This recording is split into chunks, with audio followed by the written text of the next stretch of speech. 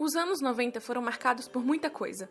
Eu não sei de muitas delas porque nasci nos últimos segundos do segundo tempo da década, mas para os fãs de filmes e de animação como eu, os anos 90 representaram uma das maiores eras artísticas da sétima arte, a Renascença Disney, que começou com A Pequena Sereia em 1989 e conheceu a decadência com o filme Fantasia 2000, de 1999.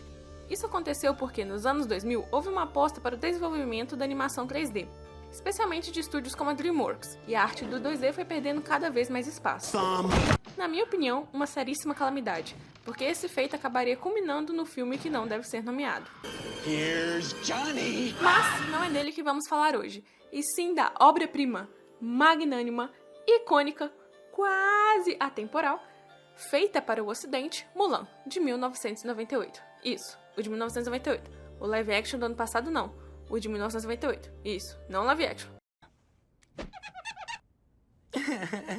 Eu não estou dizendo que Mulan é meu filme de animação favorito, mas ele é.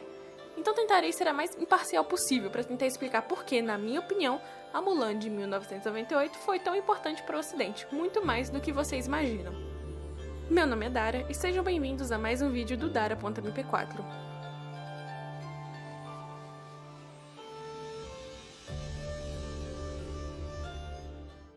Obrigada a todo mundo que assistiu o meu vídeo sobre Killing Stalking. Foi o primeiro vídeo que, para os meus parâmetros de canal pequeno, tá irritando sem prometer. Outro detalhe, eu não vou falar sobre o live action de Mulan por dois motivos. O primeiro é que eu não assisti e eu não pretendo. E o segundo é que eu já assisti o live action chinês de 2009, que também não tem o Shan e nem o dragão Mushu, mas eu garanto que é melhor do que o do ano passado. Pois bem, não vou me estender no assunto porque ele é muito detalhado e técnico, mas resumidamente, A Pequena Sereia foi o primeiro filme a marcar a Renascença Disney. A partir daí percebemos quais as principais características das princesas desse período que as diferenciavam das princesas clássicas, que são a Branca de Neve, a Cinderela e a Aurora. Se vocês não vivem debaixo de uma pedra, vocês já devem saber do que se trata cada história e o elo comum entre as princesas clássicas, que é a busca pelo amor romântico. Seus enredos se apoiam completamente no Príncipe Encantado. Eu concordo com essa divisão de épocas, embora eu defenda bastante a Cinderela, mas isso não vem ao caso. O que importa é que Ariel, que superficialmente parece seguir esse caminho quando dizem que ela abandonou a vida de sereia por causa de homem, foi o ponto de partida para a mudança. Embora o amor fosse sim uma de suas motivações, a história de Ariel é sobre uma jovenzinha sonhadora que foi à risca atrás de seus sonhos que surgiram muito antes de um certo príncipe. E assim se passam os anos 90 das princesas, mulheres com personalidade e história cada vez mais definidas, muito além da mocinha indefesa à espera do homem para salvá-la. Com vocês, Ariel, Bella, Jasmine e por último, mas não menos importante, Mulan.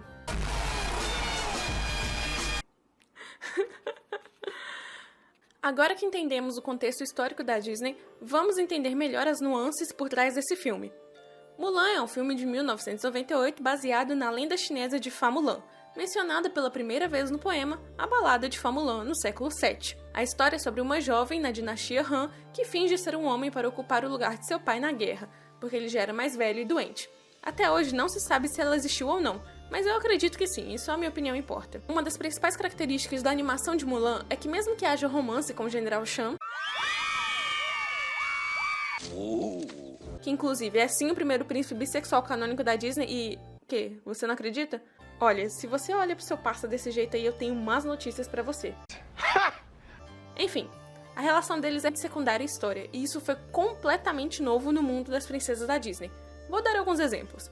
O romance de A Pequena Sereia, A Bela e a Fera, Pocahontas e até o de Tarzan é fundamental para o desenrolar da história, reforçando que isso não significa que elas foram dependentes do homem ou que isso estragou a história, mas é só pontuando sim que o amor romântico nelas desenvolveu a narrativa, ao contrário do que acontece em Mulan, porque nada do que acontece no enredo principal é consequência do romance secundário dos dois.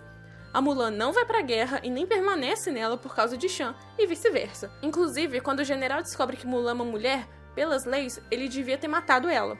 Mas ele não fez isso, não porque estava apaixonado por ela, até porque ele tinha acabado de descobrir a traição e também não estava muito feliz. Ele não a matou porque tinha uma dívida de vida com ela, já que ela tinha salvado todos os soldados do inimigo. Nada disso foi baseado no amor, mas sim na questão de dívida que eles tinham um com o outro.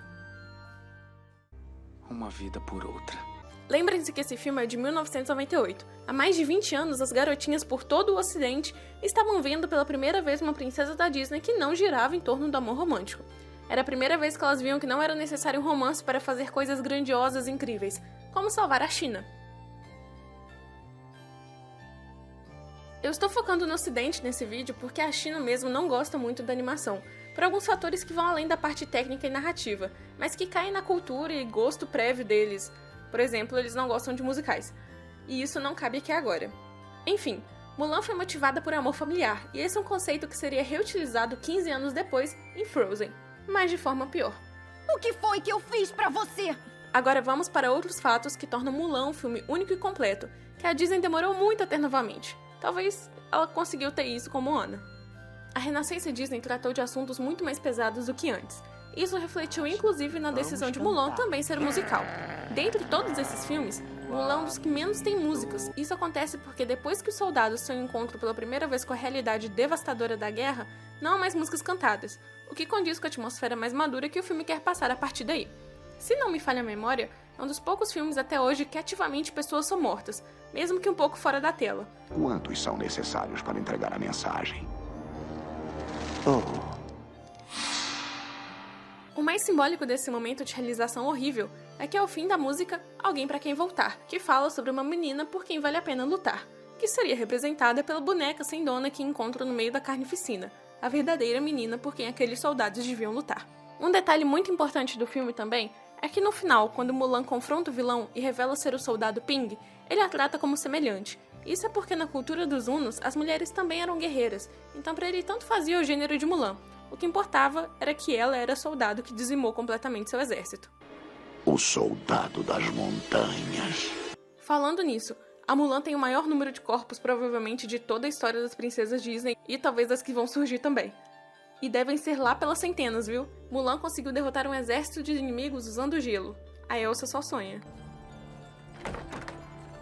Apesar de ser a precursora de histórias que deixam o amor romântico de lado, o que pode ser visto inclusive em A Princesa e o Sapo, Mulan não rejeita esse aspecto em sua vida, ao contrário de Moana e Frozen. Ela apenas não é a coisa mais importante dela.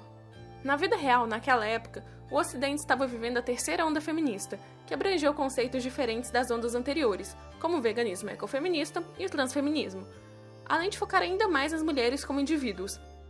No cinema, as mulheres ditas fortes eram representadas como mulheres de viés mais masculino, literalmente fortes, mas nunca mais fortes que o protagonista homem, como a atriz de Matrix. O outro tipo de mulher forte representado eram as mulheres que usavam bastante de sua feminilidade, como as panteras, em âmbitos até mais sexualizados, dando continuidade ao conceito de femme fatales. Mulan conseguiu juntar as duas formas harmoniosamente em uma só personagem, e é bastante simbólico que no fim das contas ela tenha salvado a China como Mulan, e não como soldado Ping. Apesar de ter usado coisas que aprendeu no tempo no exército, no que diz respeito ao físico, ela consegue melhorar isso com sua esperteza inerente, tornando-se o melhor dos dois mundos. Também é espetacular como é usado o arquétipo da mulher sensual, mas usando os companheiros de guerra de Mulan, que muito antes no filme tinham diminuído as mulheres apenas como cozinheiras e cuidadoras. Em Frozen, vemos explicitamente uma rainha dizer: Não é possível casares com um homem que acabaste de conhecer. E em Moana não há sequer menção de interesse romântico. Mas Mulan também quebra essa expectativa da mulher forte, tão forte que é boa demais para querer um amor romântico, porque ela se permite se apaixonar por Shen, um bom tempo depois de ter restaurado a honra de sua família e salvado a China, encontrando inclusive um general que reconhece sua grandeza e a enaltece, ao invés de tentar reprimi-la e controlá-la. Para 1998, Mulan se tornava o primeiro de seu tipo, mandando uma mensagem de aceitação e valorização para inúmeras crianças, especialmente garotinhas, pelo Ocidente, de uma forma nunca antes vista. Cheguei! Que é? Mulan também tem essa música aqui, que deve ser a melhor música já feita pela Disney.